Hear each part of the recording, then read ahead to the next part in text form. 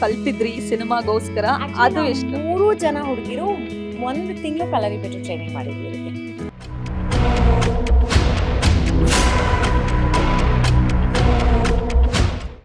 ನಾನು ಆಲ್ರೆಡಿ ನಿಮ್ಮ ಸ್ವಲ್ಪ ಪ್ರಮೋಷನ್ ವಿಡಿಯೋಸ್ ಎಲ್ಲ ನೋಡ್ತಿರ್ತೀನಿ, ಆಮೇಲೆ ಬೇರೆ ಬೇರೆ ಪ್ರೋಗ್ರಾಮ್ಸ್ ಅಲ್ಲೆಲ್ಲ ನೋಡಿದೀನಿ. ಒಟ್ಟಿಗೆ ನೀವು ಮೂವರು ಮಜಾ ಮಾಡ್ಕೊಂಡು ಪ್ರಮೋಷನ್ಸ್ ಎಲ್ಲ ಮಾಡ್ಕೊಂಡು ಬರ್ತಾ ಇದ್ದೀರಾ. ಶೂಟಿಂಗ್ ಹೇಗಿತ್ತು?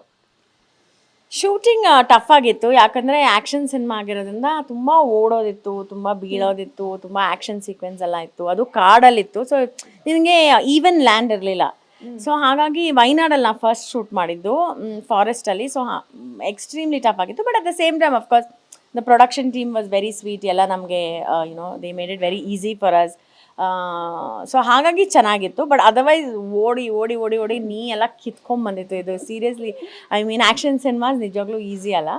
ಅದರಲ್ಲೂ ಅಫ್ಕೋರ್ಸ್ ನಾನು ದೇವಿ ಗೆಟಪಲ್ಲೂ ಇರ್ತೀನಿ, ಬಟ್ ಅದು for a very short time.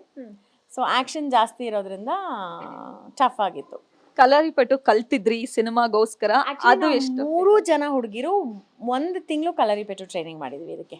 And Moti ಅಂತ ಅವರು ಕೇರಳದಿಂದ ಬಂದು ನಮಗೆ ಆಲ್ಮೋಸ್ಟ್ 1 ಮಂತ್ ಟ್ರೈನಿಂಗ್ ಕೊಟ್ಟಿದ್ದಾರೆ. ಸೊ ಕಲರಿಪಯಟ್ಟು ಮಾಡಿ then we went to the action sequences. Super. ಜ್ಯೋತ್ಸ್ನವ್ರ, ನೀವು ಯೂಶಲಿ ಇದೇ ಲುಕ್ಕಲ್ಲಿ ಇರ್ತೀರಾ ಅಥವಾ ಹೇಗೆ? ಆ್ಯಕ್ಚುಲಿ ಇಲ್ಲ, ಕೂದಲು ಬೆಳೆಸ್ತೀನಿ. ಬೈ ಚಾನ್ಸ್ ಈ ರಿಲೀಸ್ ಟೈಮಲ್ಲಿ ಕಟ್ ಮಾಡಿಬಿಟ್ಟಿದ್ದೀನಿ. ಸೊ ಶರಣ್ಯ ಲುಕ್ಕಿಗೆ ವಾಪಸ್ ಬಂದುಬಿಟ್ಟೆ.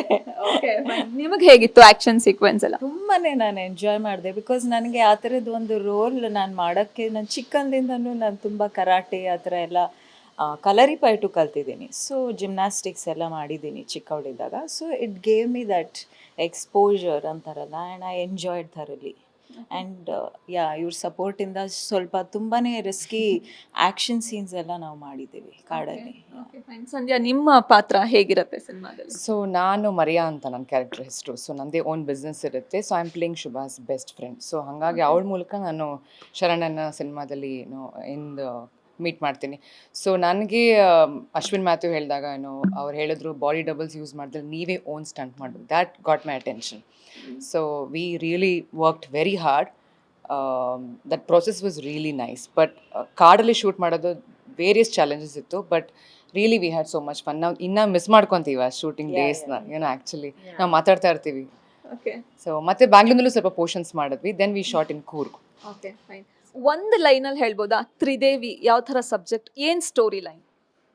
Action thriller, complete action thriller. And also ನನಗೆ ಅನಿಸಿದ್ದು, ಒಂದು 3 ಹುಡುಗಿರ ಸಿನಿಮಾ ತುಂಬ ವರ್ಷಗಳ ನಂತರ ಬರ್ತಾ ಇದೆ ಅಂತ. ಮೊಗ್ಗಿನ ಮನಸ್ಸು ಆದಮೇಲೆ ನಾನಂತೂ ಮಾಡಿರಲಿಲ್ಲ. ಬಟ್ ಅಫ್ಕೋರ್ಸ್ ತುಂಬ ಹೀರೋಯಿನ್ಸ್ ಸಬ್ಜೆಕ್ಟ್ಸ್ ಬಂತು.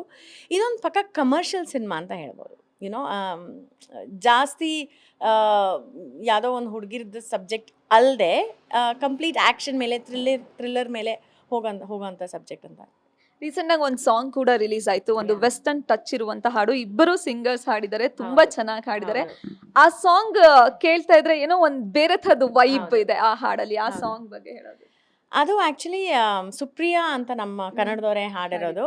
ಆ್ಯಂಡ್ ಸುಶಾಂತ್ ದ್ವಿವೇಕರ್ ಅಂತ ಅವ್ರು ಆ್ಯಕ್ಚುಲಿ ಇದು ಫಸ್ಟ್ ಟೈಮ್ ಐ ಥಿಂಕ್ ಇಡೀ ಇಂಡಿಯಾಲಿ ಒಂದು ಟ್ರಾನ್ಸ್ಜೆಂಡರ್ ಹೀರೋಯಿನ್ಸ್ಗೆ ವಾಯ್ಸ್ ಕೊಡ್ತಾ ಇರೋದು. ಓಕೆ.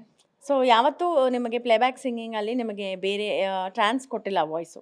ಸೊ ಒಂದು ಟ್ರಾನ್ಸ್ಜೆಂಡರ್ ನಮ್ಮ 3 ಜನಕ್ಕೆ ವಾಯ್ಸ್ ಕೊಟ್ಟಿದ್ದು ಇದು ದ ಫಸ್ಟ್ ಟೈಮ್.